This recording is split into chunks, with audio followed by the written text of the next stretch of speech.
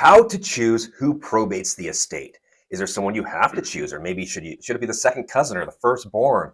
Maybe the most immediate sibling. Should it be a random person down the street? Maybe you just met a guy at the corner store. He says you can probate an estate for you. How do you know who you should choose? We get into that next.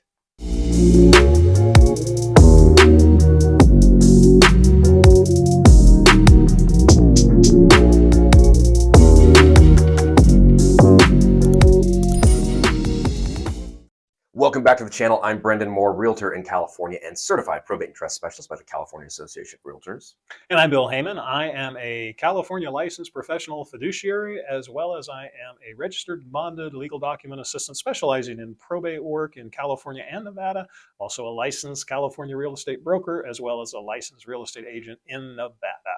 Now, every day we help people save thousands of dollars and eliminate headaches with our one-of-a-kind probate administration service and real estate listing combo in California and Nevada. So please reach out to us with any questions regarding that. Comment on this video. Our contact information is below. So please email, text, call. We would love to help you. And remember to subscribe to our channel and like this video. Now, Bill, I'm going to defer a lot of this to you because you are the pro. You've probated thousands of estates.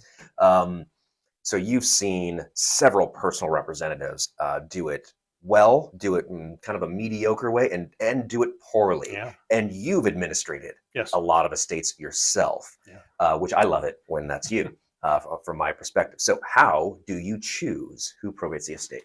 Well, that's a really good question, and there's a lot of qualities and characteristics that you do want to look for in whoever you're going to let be the administrator or executor of the estate.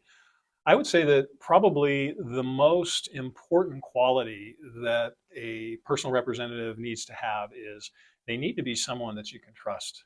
They have to be trustworthy because there's a lot of responsibility that the personal representative is going to have to take on in order to be the administrator of the estate. So it's very important that that person be trustworthy.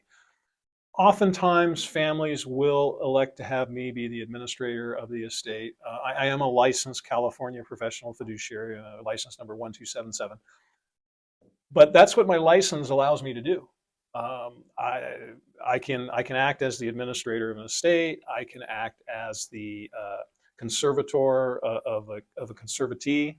I don't do much of that. I mainly am in the probate world.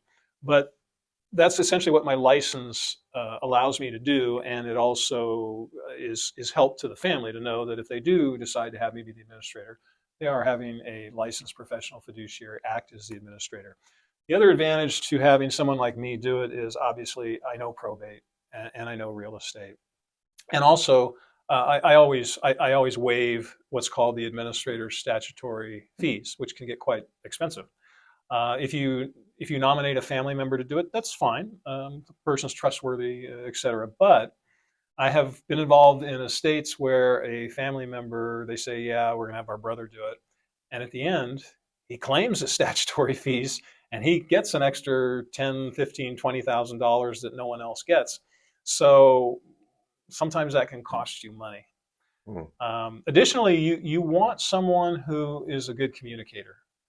You need to have someone who is going to be responsive, both phone calls, texts, emails, someone who can participate in emails and texts. It's very important to be responsive and communicate with all the people you need to in probate, as well as your realtor, especially when you're trying to sell that probate home. Yeah, this is something that we've talked about in a plethora of our videos that you'll see in the past, different pitfalls and things of that sort in probate and probate real estate. But yeah, communication is so key. If we cannot communicate with the administrator, the personal representative, then it makes things really problematic, especially in a real estate sale where I need to get answers. I need to get a document signed that day. Yeah. And in real estate, most things are done over digital signature, through email, DocuSign, that kind of thing. So if you elect an administrator who doesn't use email, doesn't really know email, has trouble, just opening an email and pushing the little buttons, because DocuSign is easy, but I've seen people that don't get it. You need to have somebody who it's really best to have somebody that could do that. I've been involved with, and I think you have too, but I've been involved with probates where some family member was the administrator, and they were not. They don't have email. They're not able to text. They just don't have it. And I've had situations where they've lived quite a distance from us. And every time you need a document, you're jumping into your car and you're driving for 2.5 hours to get up there to get a signature and then drive back. That can get very problematic over the course of a probate and a real estate sale. In the real estate sale, there's lots of documents, and sometimes there's one change that needs to happen because maybe the lender doesn't like the wording on something, how it's going to appear on a contract, and it's just one little addendum. Yeah. And you need so that's really important. Yeah, and that little change often needs to happen within one day, so it can be problematic. There's no doubt about that. So some of the things you mentioned there, trust, that's a big one. Big one. And communication, maybe some savviness to the minor technological things, email, text. A lot of us take for granted that we know how to do. Right. But also, if you can have someone act as the administrator who has some familiarity with probate and real estate, that can be very, very helpful. And again, if families do happen to decide to elect me as the administrator, I mean, obviously I've got a lot of experience in probate and I also have experience in real estate, so that is covered. Yeah. And you do that all over California and Nevada. Yeah. Yeah.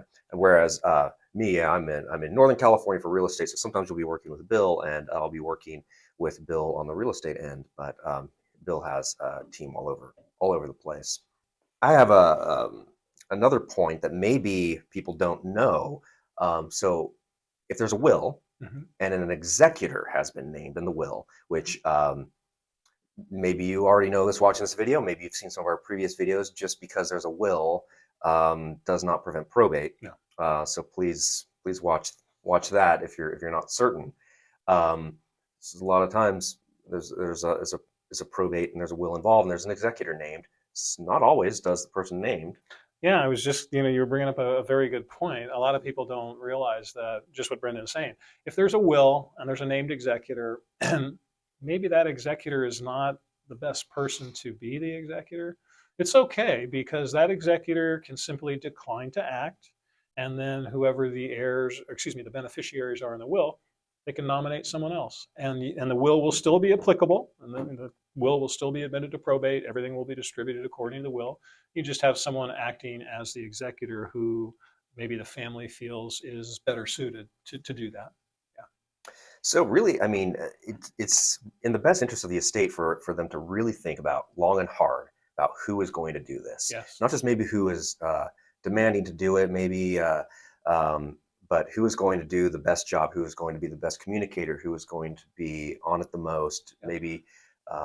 Maybe the most experienced in certain things. I like it when I'm working with somebody who has bought or sold real estate before, because they understand all the intricacies of that, and it's far more intricate than you might realize if you've never done it before. Exactly. Yeah. So. Well, that's all great information, Bill.